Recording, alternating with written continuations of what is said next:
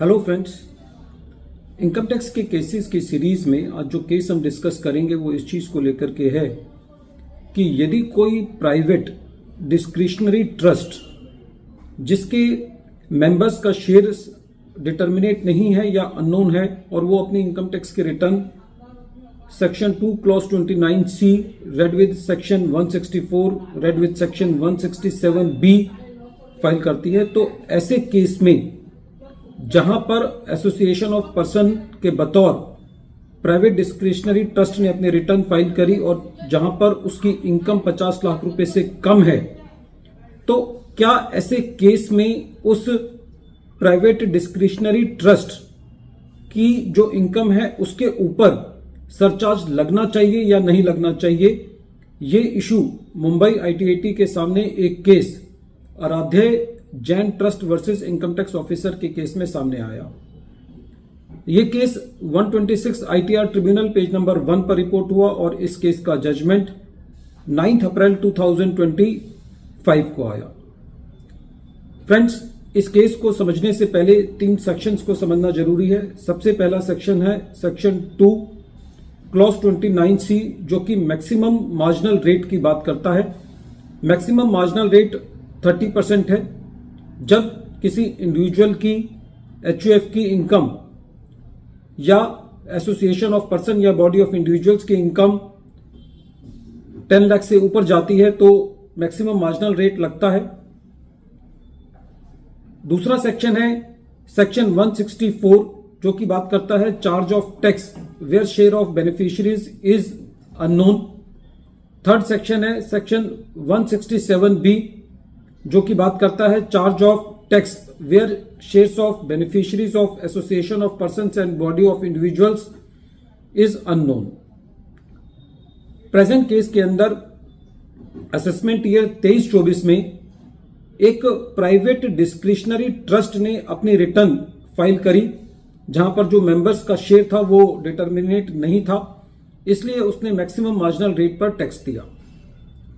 जब central processing centre ने CPC ने इस रिटर्न को प्रोसेस किया तो उसका यह मानना था कि क्योंकि असेसी की इनकम पर मैक्सिमम मार्जिनल रेट से टैक्स दिया गया है, इसलिए असेसी के ऊपर जो सरचार्ज का हाईएस्ट रेट ऑफ स्लैब है वो लगना चाहिए। असेसी ने ऑब्जेक्शन रेज किए, लेकिन CPC ने उसको कंफर्म किया। असेसी ने CIT अपील के पास अपील फाइल करी और जब CIT अपील ने इस मैटर को सुना तो CIT अपील का भी ये कहना था कि क्योंकि प्रेजेंट केस के अंदर असेसी के ऊपर मैक्सिमम मार्जिनल रेट से टैक्स लगा है, इसलिए असेसी के ऊपर सरचार्ज का हाईएस्ट रेट ऑफ स्लैब लगना चाहिए। जबकि असेसी का ये कहना था कि जो सरचार्ज है वो तब लगता है जब इनकम 50 लाख से ऊपर होती है। क्योंकि प्रेजेंट केस में असेसी की इनकम 50 लाख से ज्यादा नहीं है तो असेसी के ऊपर सरचार्ज ही नहीं लगना चाहिए। डिस्प्यूट मात्र इस बात का था कि असेसी ये कह रहा था कि जो सरचार्ज है वो इनकम पर बेस्ड है और रेवेन्यू ये कह रहा था कि जो सरचार्ज है वो रेट के ऊपर बेस्ड है। जब ये मैटर ट्रिब्यूनल के पास गया तो प्रेजेंट केस में ट्रिब्यूनल असेसी के पहले सालों के अंदर ये कह चुकी थी कि असेसी के ऊपर जो सरचार्ज है वो मैक्सिमम मार्जिनल रेट पे टैक्स होने की वजह से लगेगा, उसका इनकम से कोई लेना देना नहीं है। बाकी ट्रिब्यूनल्स के भी इस संबंध के अंदर डिफरेंट ओपिनियन थे, तो इसलिए प्रेजेंट केस में एसएससी ने एक एप्लीकेशन दायर करी कि ये मैटर जो है वो स्पेशल बेंच के द्वारा सुना जाए। जब ये मैटर स्पेशल बेंच ने सुना तो स्पेशल बेंच का सबसे पहले ये कहना था कि जो फाइनेंस एक्ट 2023 है उसका जो फर्स्ट शेड्यूल का पार्ट 1 है उसके पैराग्राफ A आइटम 1 के अंदर जो टैक्स रेट दिए हुए हैं वो इंडिविजुअल के, हिंदू अनडिवाइडेड फैमिली के, एसोसिएशन ऑफ पर्संस के और बॉडी ऑफ इंडिविजुअल्स के दिए हुए हैं।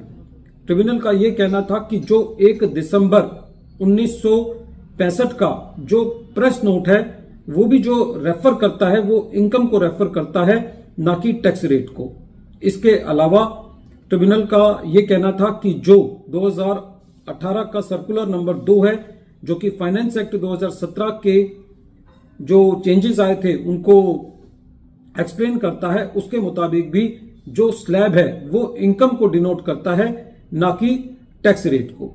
तो इन सारी चीजों को देखते हुए ट्रिब्यूनल का यह कहना था कि जो सरचार्ज है वो तभी लगेगा जब जो एसएससी की इनकम है वो एक स्पेसिफाइड लिमिट से एक्सीड करती है, खाली इस वजह से कि एसएससी की जो ने जो टैक्स दिया है वो मैक्सिमम मार्जिनल रेट से दिया है, उसके ऊपर एमएमआर लग गया है, खाली इस वजह से एसएससी से सरचार्ज नहीं लिया जा सकता। इसलिए ट्रिब्यूनल ने जो सीपीसी ने एसएससी के ऊपर हाईएस्ट रेट से सरचार्ज लिया था उसको डिलीट किया।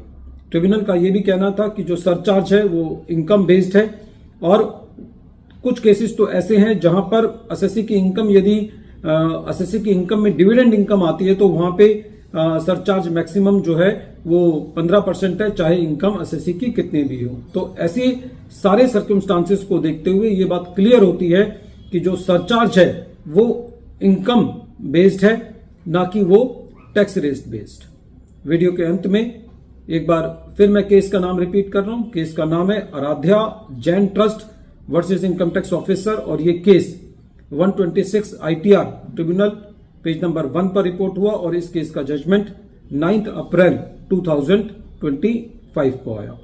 Thank you friends.